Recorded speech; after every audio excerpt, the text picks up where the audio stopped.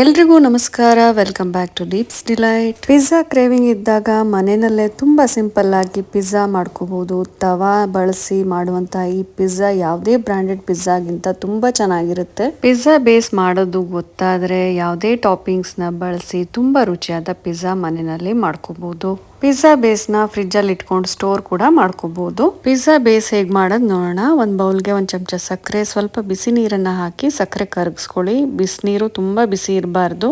ನೀರು ಸ್ವಲ್ಪ ಉಗುರು ಬೆಚ್ಚಗಿದ್ರೆ ಸಾಕು. ಬೇಕಿಂಗ್ಗೆ ಬಳಸುವಂತಹ ಡ್ರೈ ಈಸ್ಟ್ ಅನ್ನ 1.5 ಸ್ಪೂನ್ ಅಷ್ಟು ಹಾಕೋತಾ ಇದ್ದೀನಿ. ಇದು ಕಂಪ್ಲೀಟ್ ವೆಜಿಟೇರಿಯನ್.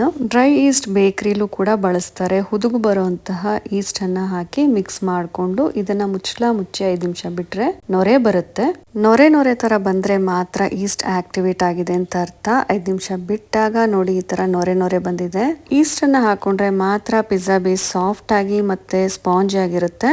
ಆಕ್ಟಿವೇಟ್ ಆಗಿರೋ ಈಸ್ಟ್ ಅನ್ನ ಒಂದು ಬೌಲ್ಗೆ ಹಾಕೊಂಡು ಇದಕ್ಕೆ 1 ಕಪ್ ಅಷ್ಟು ಗೋಧಿ ಹಿಟ್ಟನ್ನ ಹಾಕೋತಾ ಇದ್ದೀನಿ. ಪಿಜ್ಜಾ ಬೇಸ್ ನ ಕಂಪ್ಲೀಟ್ ಆಗಿ ಗೋಧಿ ಹಿಟ್ಟು ಅಥವಾ ಮೈದಾ ಹಿಟ್ಟಲ್ಲಿ ಮಾಡ್ಕೋಬಹುದು. ನಾನು 1 ಕಪ್ ಗೋಧಿ ಹಿಟ್ಟು 1 ಕಪ್ ಮೈದಾ ಹಿಟ್ಟನ್ನ ಹಾಕೊಂಡು ಮಾಡ್ಕೋತಾ ಇದ್ದೀನಿ. 2 ಹಿಟ್ಟನ್ನು ಜರಡಿ ಇಟ್ಕೊಂಡಾದ್ಮೇಲೆ ರುಚಿಗೆ 1 ಸ್ಪೂನ್ ಉಪ್ಪು, 3-4 ಸ್ಪೂನ್ ಎಣ್ಣೆ ಹಾಕಿ ಇದನ್ನ ಒಂದ್ಸಲ ಚೆನ್ನಾಗಿ ಮಿಕ್ಸ್ ಮಾಡ್ಕೊಳ್ಳಿ.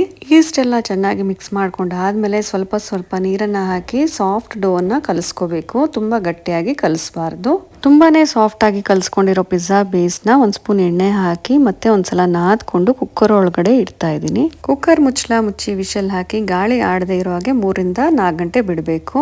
ಪಿಜ್ಜಾ ಟಾಪಿಂಗ್ಸ್ಗೆ ಈರುಳ್ಳಿ, ಟೊಮೆಟೊ, ಕ್ಯಾಪ್ಸಿಕಮ್ ನ ಸ್ಕ್ವೇರ್ ಆಗಿ ಕಟ್ ಮಾಡ್ಕೊಂಡು ಸ್ವಲ್ಪ ಆಲಿವ್ಸ್ ಕೂಡ ತಗೊಂಡಿದ್ದೀನಿ. ಪನೀರ್ ಕ್ಯೂಬ್ ಸಪ್ಪೆ ಇರೋದ್ರಿಂದ ಸ್ವಲ್ಪ ಖಾರದ ಪುಡಿ, ಉಪ್ಪನ್ನ ಹಾಕಿ ಮ್ಯಾರಿನೇಟ್ ಮಾಡಕ್ಕೆ ಇಟ್ಟಿದ್ದೀನಿ. ಮ್ಯಾರಿನೇಟ್ ಆದಂತಹ ಪನೀರ್ ಕ್ಯೂಬ್ಸ್ ಅನ್ನ ನೀವು ಸ್ವಲ್ಪ ಎಣ್ಣೆ ಹಾಕಿ ಫ್ರೈ ಕೂಡ ಮಾಡಿ ಇಟ್ಕೋಬಹುದು. ನಾನು ಇದನ್ನ ಹಾಗೆ ಇಡ್ತಾ ಇದ್ದೀನಿ, ತವಾ ಫ್ರೈ ಮಾಡ್ತಾ ಇಲ್ಲ.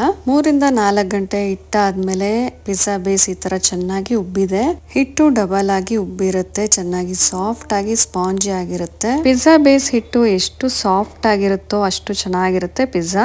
ಚೆನ್ನಾಗಿ 5 ನಿಮಿಷ ನಾದ್ಕೊಂಡು 2 ಪೋರ್ಷನ್ ಮಾಡ್ಕೊಂಡು ಒಣ ಹಿಟ್ಟನ್ನ ಹಾಕಿ ಇದನ್ನ ಲಟ್ಟಿಸ್ಕೊತಾ ಇದ್ದೀನಿ. ಕೈಯಲ್ಲೂ ಬೇಕಿದ್ರು ಸ್ಪ್ರೆಡ್ ಮಾಡ್ಕೋಬಹುದು.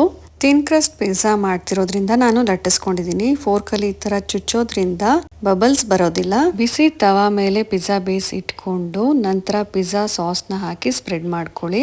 ಪಿಜ್ಜಾ ಸಾಸ್ ನ ಚೆನ್ನಾಗಿ ಸ್ಪ್ರೆಡ್ ಮಾಡ್ಕೊಂಡಾದ್ಮೇಲೆ ಮೇಲ್ಗಡೆ ಚೆನ್ನಾಗಿ ತುರಿದ ಚೀಸ್ ಅನ್ನ ಉದುರಿಸಿ ನಂತರ ನಿಮ್ಗೆ ಇಷ್ಟ ಇರೋ ಯಾವುದೇ ಟಾಪಿಂಗ್ಸ್ ನ ಇಟ್ಕೋಬಹುದು. ಟೊಮೆಟೊ, ಈರುಳ್ಳಿ, ಕ್ಯಾಪ್ಸಿಕಮ್, ಮಶ್ರೂಮ್, ಪನೀರ್ ಯಾವ್ದಾದ್ರು ಇಟ್ಕೋಬಹುದು. ನಾನಿಲ್ಲಿ ವೆಜ್ ಪಿಜ್ಜಾ ಮಾಡ್ತಾ ಇರೋದ್ರಿಂದ ವೆಜ್ ಟಾಪಿಂಗ್ಸ್ ನ ಮಾತ್ರ ಇಟ್ಕೊಂಡಿದ್ದೀನಿ. ನಂತರ ಆಲಿವ್ಸ್ ಅನ್ನ ಹಾಕಿ ಮತ್ತೆ ಸ್ವಲ್ಪ ಚೀಸ್ ಅನ್ನ ಹಾಕೊಳ್ತಾ ಇದ್ದೀನಿ.